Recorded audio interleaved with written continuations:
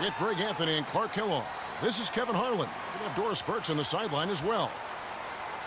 We've got an Eastern Conference battle ready to get rolling, and this New York crowd wants some love from their Knicks. This game against Indiana, the first time they've met this year.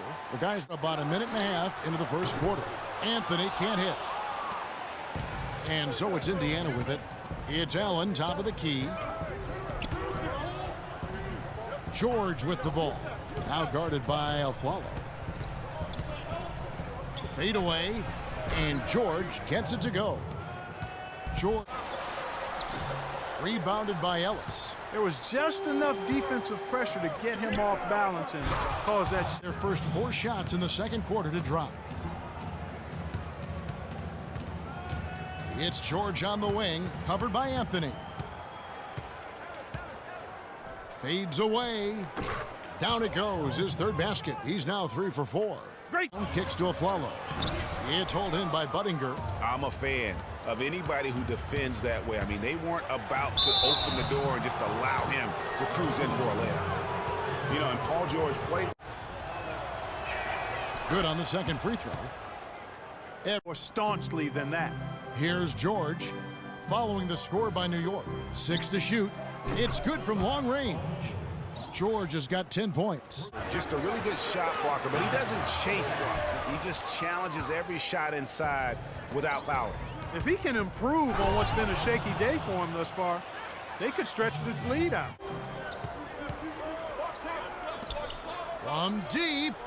Good, and the assist goes to Ellis. And that's 50. Things are on the line. He is a guy that is not afraid to step up. And Kevin, last season, he had a number of big second halves and fourth quarters for the Mavs. Really took over that primary scoring role from Dirk Nowitzki. Stole a lot of games for them last season. I think, Clark, but it's hard to call him underrated. Yeah, I think he'll be underrated until he's able to get to the championship round or maybe even win a ring. There's one thing that's clear, though. He's been under. Really no other way to put it here in the second half. There's really no comparison between the teams in terms of the way they've both shot the ball since the break. Now here's Allen. Here's George, and lots of contact there. Missing the shot. He'll shoot 2. That one's on Anthony. George having a in the game. That free throw. And George drops them both. And his 4th assist with that last one here tonight. Now, here is George. Defense right on him. Over in the corner, Ellis. Lets the 3 fly. Count it. Shot clock at 6. Deep 2 from Anthony. And the ball travels out of bounds. Porzingis is out there with Anthony. Then there's Calderon. And it's Aflalo in at the 2 guard. So that's who's on the floor for the Knicks. George, that's a 2-pointer. Score the basket, his 8th. 8 for 13. From in the corner, George with it. Oh, an easy task stopping that fella when he's headed to the bucket like that. Good job. Pacers trail by 17.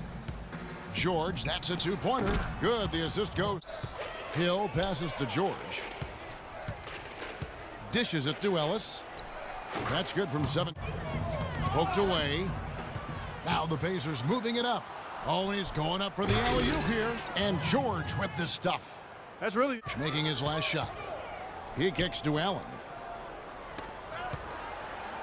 Right on that shot. With that, the Knick lead is cut down now. Beautiful thing to have in your bag, and they've had it going today. And some say it's a lost art. Ourselves and get quality shots. Kevin? Thanks. Trying to get open is Lopez. Excellent D there from Allen. And guys, what we saw here tonight is one side having everything going for them. 3-pointer. And there's Paul George. On in this one, it seemed like they were happy to be playing at home tonight. Well, you know, it makes a big difference. I mean, you never felt like they had any doubts that they'd come out on top. And a chance now to send you over to Doris Burke, standing by on the sideline. Doris?